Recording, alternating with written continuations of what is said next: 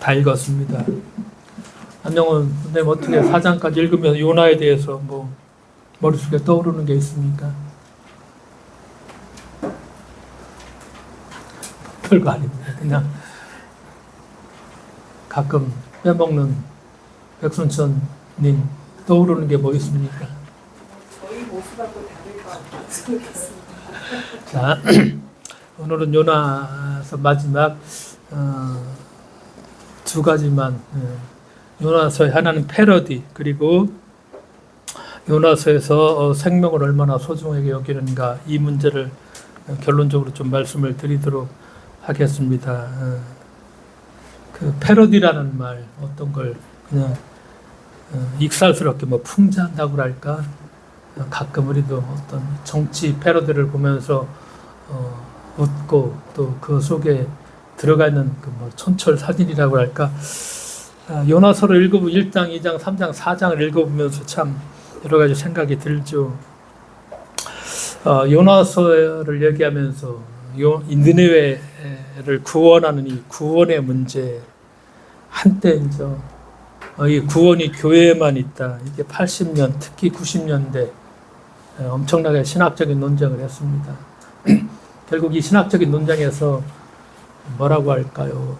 감리교 신학대학의 그 견제는 참 실력 있는 교수들이 다 쫓겨났습니다. 그 예를 들어서 이제 망우리의 감리교 보수 교단의 그 뭐라고 할까요? 김홍도 목사를 비롯해 가지고 그런 두 강사들에 의해서 참 대단한 학자들이었었는데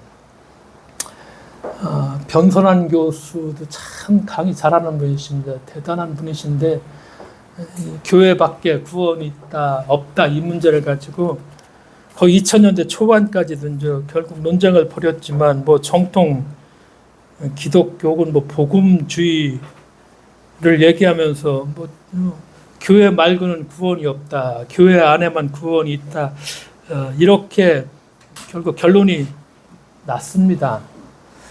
교리적으로. 근데 우리가 이제 생각을 해보죠. 그 하나님의 관심사가 교회에 있다. 당연히 교회에 있겠죠. 근데 그 이유가 어디에 있을까? 당연히 교회를 통해서 하나님이 하실 일이 있기 때문에 하나님의 관심이 교회에 있겠죠.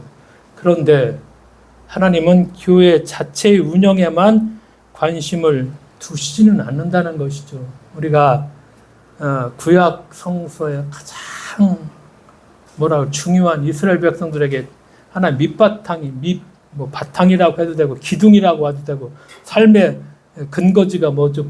삶의 어떤 근간이 되는 것이 바로 예루살렘 뭐죠? 성전입니다. 그렇죠? 이게 정말 성전을 소중히 여겼죠. 성전 중심이었죠. 요나도 이 성전 중심이죠. 내가 성전을 향해서. 근데 예언자들에 의해서 어떤 예언이 나오기 시작하죠. 하나님은 그 성전을 무너뜨리신다. 결국 성전이 무너졌죠. 예수님도 뭐라고 말씀하십니까? 성전을 헐라 내가 사흘 동안에 다시 일으키리라. 그러니까 성전이나 이 건물로서 이 교회가 건물로서 교회가 중요한 것이 아니라는 것이죠. 그 성전이나 교회 그 모임 자체가 최후의 목적이 또 아니죠. 우리가 이제 교회에 모인 사람들이 무슨 생각을 하며 참 중요하죠. 무슨 자세로 세상을 살도록 가르치는 거. 교회에 모인 사람들은 이렇게 해서 세상의 빛과 소금이 돼야 돼. 그래서 우리가 정말 이렇게 올바로 살아가야 돼. 이렇게 이끄는 것이 정말 교회의 중요한 목적이죠. 그래서 교회는 뭐라고 얘기하죠? 예수님도 세상이라고 얘기해요. 세상의 빛과 소금이라. 그러니까 올바른 신앙인이 중요하죠. 이 건물이라는 거. 내가 교회 안에 어떤 이 건물 안에 예루살렘이라는 성전국 안에 쏙 들어가서 있는 게 중요한 것이 아니라 오늘 내가 어떻게 올바른 신앙인으로서 오늘을 살아갈 것인가. 문제는 핵심은 이것입니다. 본질은 이것이죠. 이 본질을 놓치면 안 되고 이 본질을 제껴놓고서 구원이 교회 건물 안에만 있냐 성전 안에만 있냐 바깥에도 있냐 이런 논쟁을 한다는 것 자체가 어떤 의미에서는 그렇죠. 무의미하다. 본질을 비껴난 그런 논쟁이라고 볼 수도 있죠. 지금 생각해 보면은. 그러니까 올바른 신앙인인데 요나서가 묻고 있는 것이 이 질문입니다. 도대체 올바른 신앙인, 이 모습이 어떤 것인가? 그런데 요나서가 이 질문을 막 진중하게, 뭐 신학적으로, 뭐 학술적으로, 뭐 이렇게 논리적으로 묻는 것이 아니라 우리가 읽어보면은 웃음도 있고 해학적이기도 하고 막 하나님하고 얘기하면서 죽어버리겠다 막 얘기하죠. 뭐 조그만한 뭐 이렇게 이 밑에 이제 이거 그늘 하나 있는데 이거 치웠다고 죽어. 너 이거 그렇게 화나는 것이 옳으냐니까 하나 죽기까지 이거 화난다. 뭐 이렇게 얘기를 해버리죠. 그러니까 풍자적으로 이 질문을 우리가 오늘을 살아가는 신앙인인데 어떻게 살 것인가를 이 질문을 막 무겁게 하는 것이 아니라 해학적으로 그렇죠? 이렇게 표현하고 있죠. 옛날도 아니죠. 10여 년간까지만 해서 신문에 보면 뭐가 있었죠? 4컷짜리 뭐가 있죠? 만평 유명하죠. 고바우라는 사람이 아마 제일 유명할 것입니다.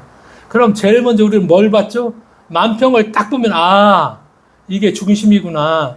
정치 경제의 중심이 되는 것을 짧게 이게 대단하죠. 이 4컷을 그리기 위해서 정말 그 신문 만화를 그린 사람들은 뭐 밤새도록 고민해야 되고 이것을 어떻게 해학적으로 또 전곡을 찌르면서 또 웃으면서 또 보면서 그 핵심을 잡아낼 수 있으니까. 근데 지금은 이게 다 없어졌죠. 시사만평이 유명했던 그 만화가들이 이 4컷 만화를 그리기 위해서 지금은 없어진 바로 요나서의 장르가 이 4컷 만화의 장르입니다. 매번 벌어지는 사회상 속에서 중요한 정치, 경제, 사회의 단면을 한껏에 우스꽝스러운 만화에 담아 시류의 해석과 비평을 실은 것. 바로 요나서가 이런 모습을 취하고 있다는 것이죠. 어떤 시사를 요나서가 만화로 평론하고 있는가.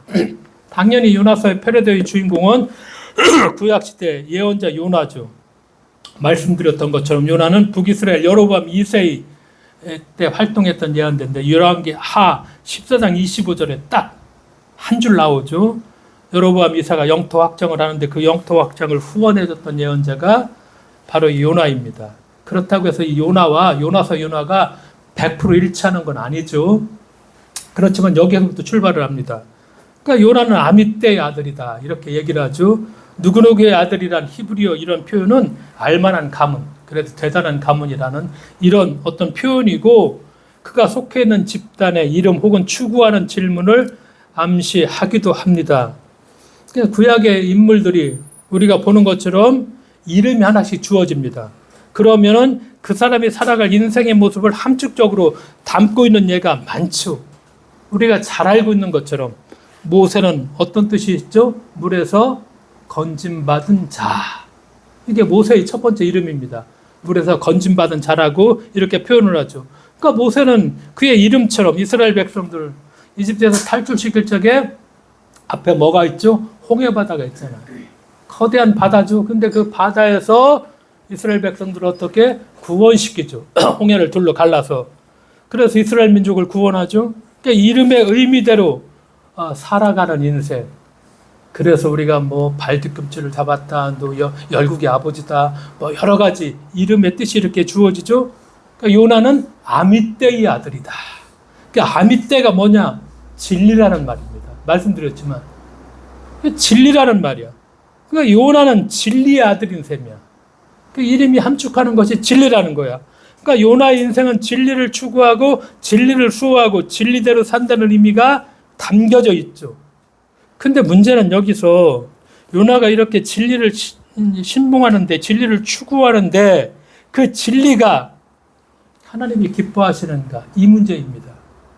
요나가 그 추구하는 진리를 하나님이 수긍하시는가? 이거 충돌 계속 일으키죠. 우리가 1장에 4장까지 같이 읽었죠. 그리고 요나가 믿는 바가 과연 진리인가? 그러니까 요나서가 이제 풍자 패러디를 어떻게 시작합니까? 요나가 신봉하는 진리 자체와 요나의 삶 자체가 어떻게 뒤틀려져 있는가? 이것을 패러디하고 있죠. 요나의 진리. 문제는 또 요나서에서 요나는 논쟁을 하는데 이 진리가 자기가 믿고 있는 진리를 가지고 논쟁을 하고 있는데 요나가 논쟁하고 있는 대상이 누구입니까?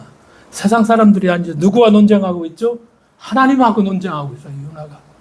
어? 그러니까 요나가 믿고 있는 진리 체계는 하나님과 정면으로 대결을 하고 있습니다. 그러니까 하나님과 대결하는 진리, 그런 진리가 과연 진리일까? 그리고 하나님과 대결하는 진리를 가지고 요나가 목숨을 바친다고 하는데 정말 목숨을 바칠 만한 가치가 있는가 묻고 있죠. 그러니까 요나서의 패러디를 조금만 더 벗겨보면은 그렇죠. 우리가 일장에서처럼 요나가 그거 하나님을 경외한다고 하면서 하나님의 명령을 받드는 그런 예언자죠. 하나님의 명령을 내렸어 드디어. 가라고 어디로 니네로 가라고. 그런데 어떡하죠? 요나가 하나님의 명령에 그 순종하지 않고 정반대로 행동하죠. 다시스로 갔고 배를 타시면 참 안심이야. 그러니까 저 밑에 가서 제일 밑에 가서 잠이 깊은 잠이 들었어. 하나님의 사명이 주어졌어. 근데 하나님의 사명을 외면해. 그러면서 자기가 하나님을 경외한다 그래. 정말 내가 하나님을 경외한다 이렇게 얘기하면서 하나님의 사명을 외면하고 하나님은 여기를 가라고 하면 엉뚱한 데로 가라면서 궤변을 놓고 정당화시키고 하나님의 진리대로 산다고 얘기하고 광풍이 몰아치죠. 배 밑에 가장 어두운 바닥에서 깊은 잠을 청하죠. 공동체가 이렇게 어려운 현실과 위기 상황에 놓여 있는데 우리가 오늘 눈을 감아버렸다는 것입니다. 여기에 외면한다는 것이죠. 이걸 또 패러디하고 있다는 것이죠. 전혀 무관심한. 그러면서 요나가 깊은 잠이 들었어. 근데 요나의 깊은 잠을 누가 깨우는가? 누가 깨우죠? 이방인 선장이 와서 요나를 흔들어 깨웁니다. 그러면서 뭐라고 깨우느냐? 자는 자여. 아까 읽었던 것처럼 어찌미뇨 일어나라. 일어나서 내 하나님께 구하라. 혹시 하나님이 우리를 망하지 않게 하시리라. 부흥의 강사들 혹은 교회의 표어들 중에 가장 많은 표어가 뭐죠? 일어나라. 빛을 발하라. 이거 선장이 하고 있습니다. 일어나라. 일어나서 하나님께 구하라. 이걸 이방인 선장이 하고 있어요. 이 하나님의 말씀을. 누가 하는 게 아니라 하나님의 선지자가 깊은 잠에 빠져 있는데 와서 깨우면서 자 일어나. 너 일어나야 돼. 그래서 하나님께 구하라. 이 외침을 그렇죠. 하나님의 예언자가 아니죠. 성령도 아니죠. 이방인 선장이죠. 신앙인이 위기에 처한 사이를 구하려 지도력을 발휘하고 있는 것이 아니라 깊은 잠이 들었다는 것이죠. 우리가 월요일인가 화요일인가 하나 쇼킹한 뉴스가 하나 나왔죠. 최상명 하면서 압수수색을 어디로 했느냐. 김장한 목사, 이영훈 목사. 깜짝 놀랐습니다. 김장한 목사라는 그 위치가 박정희 시대부터 여기에 이르기까지 엄청난 그 모든 권력을 한 번쯤 갖고 뭔가 뭐라고 할까 뭐 대표라고 할까 뭔가 하나 하려고 하면 김장한 목사를 통하지 않고는 할 수가 없었습니다. 대단한 사람이죠. 마치 성역과 같은 그런 존재였죠. 압수수색을 했죠. 한 번도 하지 못 군사정권 때도 뭐 건드리지 못하는 압수수색을 하면서 그러니까 김장한 목사가 거의 뭐 90도 넘었죠인가? 그러니까 뭐 집회했다는 그 다음날 얘기하죠. 아 그래 나 최상병 위해서 기도했다 살리려고 했다. 그게 잘못이냐? 공산주의다 그러면은 왜 아멘 안 해? 그럼 그렇게 얘기하죠. 좋습니다. 근데 여기서 중요한 걸 놓치고 있죠. 사단장을 위해서 기도하는 것이 아니라 누구를 위해서? 최상병입니다. 정말 어린 20살 청년이죠. 죽지 않았어야 되죠. 그 사단장 엉뚱한 명령에 깊은 내 아들이 그렇게 만약에 죽었다고 생각하면 그래서 잠을 못 이루는데 그 억울함, 그 최상병하고 그 어머니를 위해서 그리고 그 진실을 밝히고자 했던 박정원 대령을 위해서 그 사람을 위해서 기도하고 그 사람을 위해서 염려하고 했었어야 되는데 사람을 이렇게 죽이겠구만 사단장을 위해서 하면 떳떳하게 얘기하고 그게 뭐 잘못이냐. 잘못 없죠. 그래 기도할 수 있어.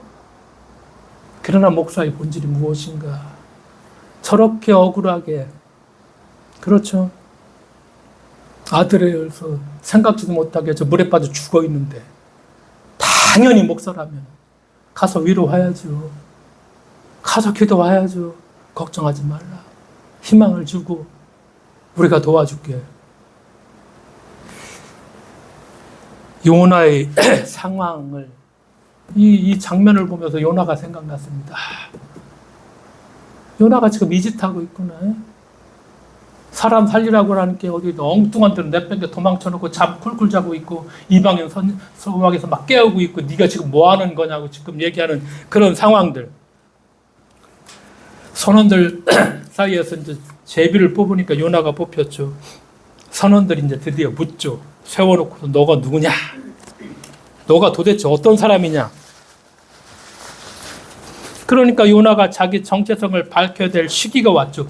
그러니까 뭐라고 얘기하죠? 아, 나 히브리 사람이요. 바다와 육지를 지신 하늘의 하나님 여호와를 경외하는 자로라. 용감하고 떳떳하게 신앙 고백이죠.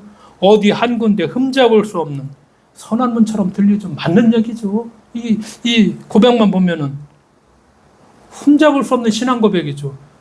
요나가 분명하고 명쾌한 목소리가 채 우리의 귓가에 사라지기 전에 그럼 또 다른 질문이 우리 안에 솟구쳐 나오죠. 그런데 네가 그렇게 히브리 사람이고 바다와 육지를 주신 하늘의 하나님이고 여호와를 경외하는 그런 정말 그런 경건한 신앙인인데 그런데 왜 네가 도망을 가?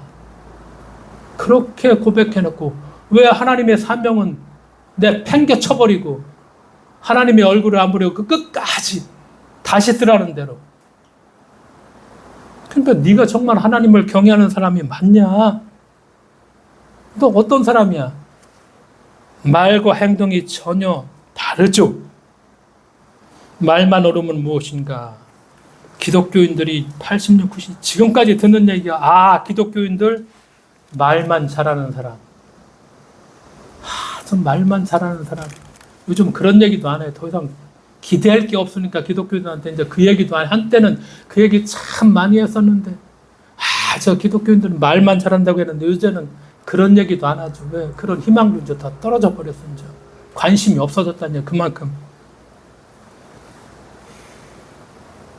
이게 요나서의 얘기야. 이 얘기를 우리에게 계속 패러디하면서 우리한테 얘기하고 있죠. 그러니까 오히려 진실한 신앙을 갖게 되는 사람들이 뭐냐? 이방인 사람들로 드러나. 오히려 이게 정반대로 드러나. 요나는 진리의 아들이라고 이렇게 알려져 있는데 자신이 가지고 있는 그 간직한 진리대로 살지 못하는 정말 우스운 존재로 그렇게 남아 있고. 그러니까 요나서가 결국 패러디하는 것은 신앙인은 우스운 꼴로 남아 있어.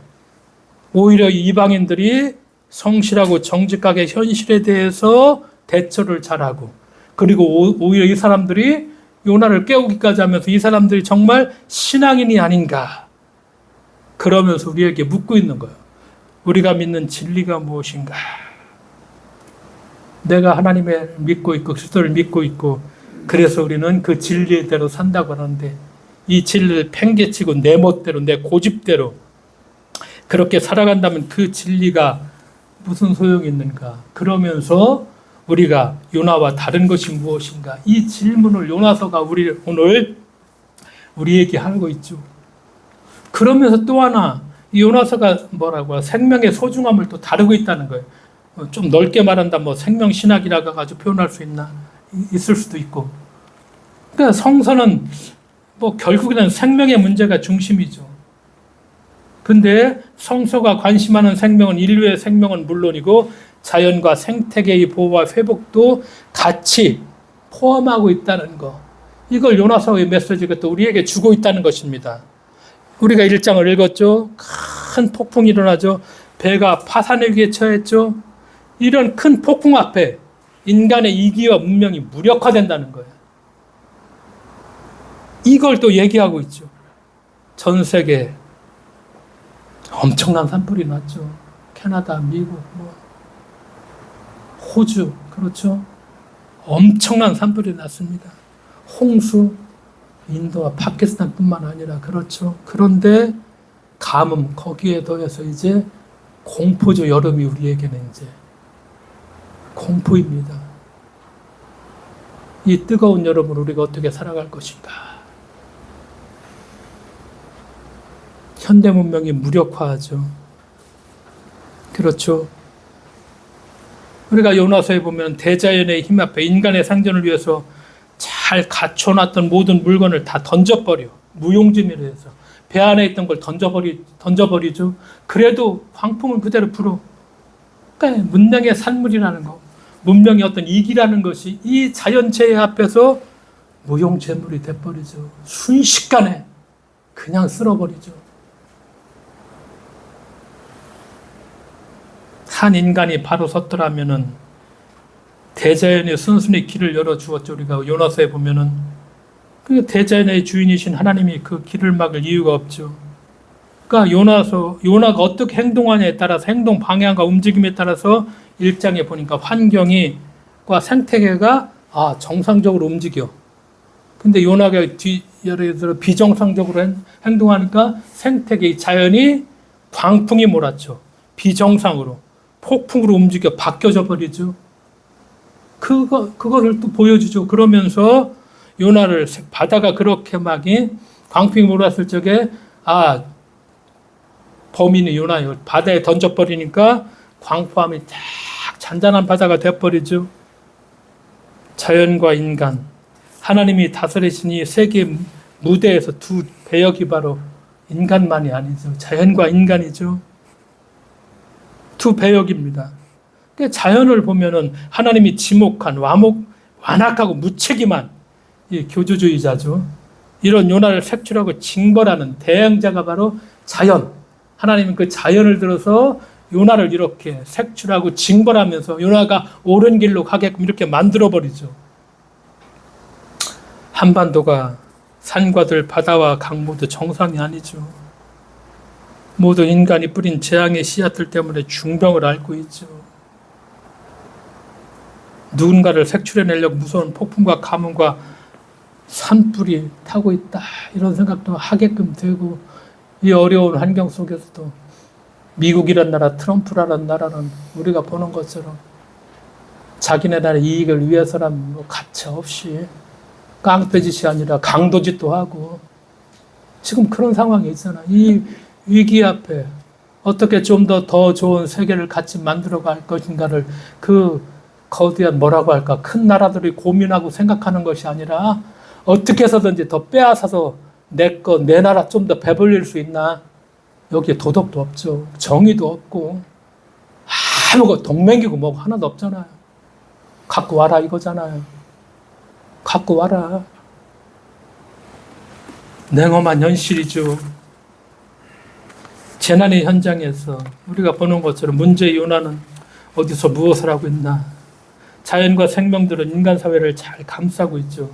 그러니까 인간 주변의 생명체들은 결국 인간이 어떻게 하느냐에 따라 이 생명체들 친구가 되기도 하고 적이 되기도 하죠. 그러니까 인간 주변의 어떤 생명체 자연들은 마치 인간의 생각을 읽고 느끼며 판단하기라도 하듯이 생태계와 자연에도 그렇게 반응을 하죠. 그러면서 역겨운 군상이나 집단들, 자연을 용서하지 않죠. 자연과 생물을 용납하지 않죠. 상호 공존이 불가능한 지경에 이르면은 바닷속에 큰 물고기처럼 삼켰다가 토해내버리죠. 그러니까 자연과 인간이 공존해야 될 책임과 의무가 우리에게 있다는 사실이죠. 그러면서 자연의 잠재력은 엄청나죠. 재앙을 당하고 뉘우치면 때는 늦게 돼 있죠. 그런 의미에서 니네의 왕은 참 좋은 본보기를 보여주죠. 백성들이 회개하는 소문을 듣죠. 그러니까 왕 역시 그 참회의 자리를 재빠르게 움직이고 그러면서 조서를 내리죠. 그러면서 사람만이 아니라 짐승이나 소떼나 양떼를 포함하여 사람들이 금식하고 또 굵은 베옷을 입고 야훼 하나님께 회개의 기도를 드리라는 것, 이런 조서를 내리죠. 그러니까 이 니느웨 왕이 놀라운 사실이 하나 있죠. 이 조서가 인간의 회귀 행위는 물론이고 짐승이라는 생명체의 범위를 포함하고 있다는 것이죠. 왕은 재앙을 돌이키기 위한 회개의 범위에 동물 세계의 참여를 적극적으로 강요하고 있죠. 그러니까 어찌 생명 세계 인간이 홀로 존재하였던가? 인간이 홀로 존재할 수가 없죠. 그 땅의 생명이 인간만이 아님을 니느웨 왕은 간파하였다는 이런 말씀이죠. 그러면서 어떤 의미에서 니느웨 왕의 신학이 예언자라고 한 요나보다 훨씬 앞서 있고 깊다는 것이죠. 신앙 지성인보다 신앙 없는 이방인 더욱 자연의 그 생명체를 소중히 인식하고 있다는 이 뭐라고 할까, 묘사라고 할까, 우리에게 참 중대한 도전이 되기도 하죠.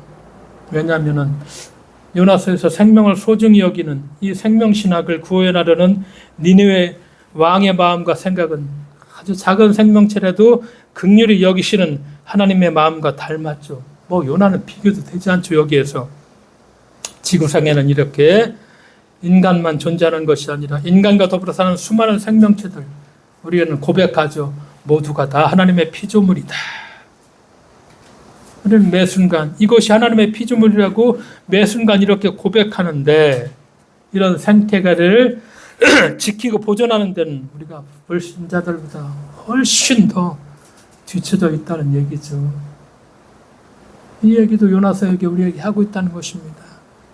그렇게 우리는 뭐 창조론 얘기하면서 인간뿐만 아니라 이 자연의 것도 하나님이 다 만들었다고 하는데, 그러면 하나님이 만든 이 자연의 생태계들 어떻게 같이 우리와 갈 것인가를 우리가 생각하고 우리가 더 얘기하고, 기독교인들이 이런 얘기를 끊임없이 해야 됨에도 불구하고 뭐 전혀 그런 얘기 안 하고 있죠. 4장 읽었던 것처럼 야훼 하나님과 요나가 논쟁을 하죠. 자기 생각이 옳다고 끝까지 요나가 주장하죠. 그리고 자기의 주장을 관찰하기 위해서 딱 어디 초막에 가서 이제 데모, 쉽게 말하면 이제 데모하고 있는 거, 하나님 앞에서 투쟁하고 있는 것이죠. 그 위에 요나가 지은 초막이로 박농쿨이 자랐죠. 근데 요나가 박농쿨을 참 몹시 사랑해. 그 뜨거운 동풍과 벌레 때문에 박농쿨이 죽자 요나는 다시 죽기를 자청합니다. 그렇죠? 환경이 바뀜에 따라 즐거워하다가 그 환경이 바뀌면 또 죽음을 자청하는 요나죠. 그러니까 요나는 자신의 환경에 지배되는 평범한 인간임을 인정하고 있죠. 그러면서 동시에 환경의 가치라는 것을 오로지 요나는 자기 중심적으로만 그렇게 또 판단하고 생각하고 있죠. 박농쿨이 만들어준 그늘에 기뻐하고 즐거워했던 요나가 자기가 땀 흘려서 얻은 것이 아닌데도 참 이 박농쿨 하나는 또 그는 정말 또 소중히 여겨. 근데 대조적으로 하나님은 그런 말씀하시죠. 좌우를 분변치 못하는 12만 영의 생명과 셀 수 없으리만큼 많은 육축들, 가축들, 이걸 또 하나님 다 소중히 여기셨죠. 인간이 소중한 만큼 육축으로 대표되는 짐승들 역시 그 생명도 소중하다는 것, 이거 하나님의 말씀이죠. 그러면서 하나님은 요나가 시들어버린 박농쿨을 소중히 여긴 사실을 요나에게 다시금 상기시켜주죠. 근데 우리가 보는 것처럼 1장에서 4장 요나는 오직 자신에게만 몰두하죠. 중심이 다 자신이야. 하나님이 소중하게 여긴 니느웨 사람들, 이건 요나의 안중에는 전혀 없죠. 그러니까 요나가 큰 물고기 뱃속에 또 안전, 그 속에 들어가서 하고 즐거워. 거기서 노래하고 찬양하고 기도와 안전을 사랑했고, 박농쿨이 만들어준 시원한 그늘을 그렇게 좋아했죠. 생명을 긍휼히 여기는 마음과는 거리가 먼 요나지만 그럼에도 불구하고 요나는 시들어버린 박농쿨만큼은 못내. 정말 안타까워하고 아까워하죠. 하나님은 그런 요나에게 이렇게 말씀하시죠. 내가 하나님이죠. 인간의 목숨과 짐승의 생명을 소중히 여긴 것을 너는, 요나는 못마땅하게 생각한다. 그러나 그런 너 역시 소중하게 여기는 것이 있지 않느냐. 비록 하룻밤 사이에 났다가 하룻밤 만에 말라버린 박농쿨이라도 소중히 여긴 것은 아주 요나에게 아주 잘한 일이다. 너 역시 식물을 소중히 여길 마음이 있다는 것을 항상 기억하라. 너에게도 가능성이 전혀 없는 것이 아니다. 너에게도 이런 나의 긍휼함을 이해할 만한 바탕은 얼마든지 충분히 존재한다. 마지막에 요나에게 이런 메시지를 주고 있는 것입니다. 하나님은 모든 생명체를 소중히 여기시죠. 요나서에서 하나님은 아주 작은 아무 생명이라도 함부로 희생시키거나 무시하지 않죠. 하나님은 생명체를 통해서 요나와 논쟁하고 요나를 가르치시죠. 그래서 우리가 요나서에 보면은 뭐 큰 줄기에서 자연이라고 할 수 있는 것, 바다의 큰 폭풍이나 물고기나 벌레나 박농풀 이런 것들은 요나를 본래의 사명의 위치에 요나가 바로 서도록 만드는데 아주 소중한 역할들을 하고 있죠, 우리가. 그러면서 요나서는 어떤 결론을 딱 내지 않고 있죠. 하나님의 말씀으로 끝나죠. 열린 결말이라고 이렇게 얘기하죠. 절망이 아니라 희망으로 이어지도록 하나님의 말씀을 깨닫고 좀 더 성찰하도록 우리를 더 깊게 이끌고 있죠. 그래서 요나서에서 마지막으로 하나님이 요나에게 말씀하시는 것도 이 생명에 대한 문제죠. 우리에게 하룻밤만에 시드는 생명체를 소중히 여기는 그런 마음의 너그러움이 있다면 생명세계 전체를 소중히 여길 너그러움 또한 가질 수 있지 않겠는가. 이걸 우리들에게 말씀하고 있죠. 이 말씀에 우리가 스스로 한번 답을 해보고 오래전의 이야기지만 아주 2500년 전에 이 이야기 요나서가 우리들에게 오늘 주는 메시지가 무엇인가를 시간 날 때마다 우리가 요나서를 한 번씩 읽어보면서 생각해 볼 수 있는 그런 우리들의 신앙의 삶이 되셔야만 하겠습니다. 기도하겠습니다. 하나님 아버지 감사드립니다. 참 무더운 날 요나서를 통해서 우리에게 주셨던 말씀을 다시 성찰하고 묵상하면서 이 무더운 여름에 우리 신앙인들은 오늘을 또 어떻게 살 것인가를 묻고 대답하고 주님, 우리가 하나님 앞에 바로 설 수 있도록 주께서 우리를 다시금 일으켜 세우는 일어나 다시 우리가 빛을 발하는 그런 저희들 될 수 있도록 주께서 새로운 힘을 더하여 주실 것을 믿으며 예수님의 이름으로 기도드리옵나이다. 아멘. 찬송.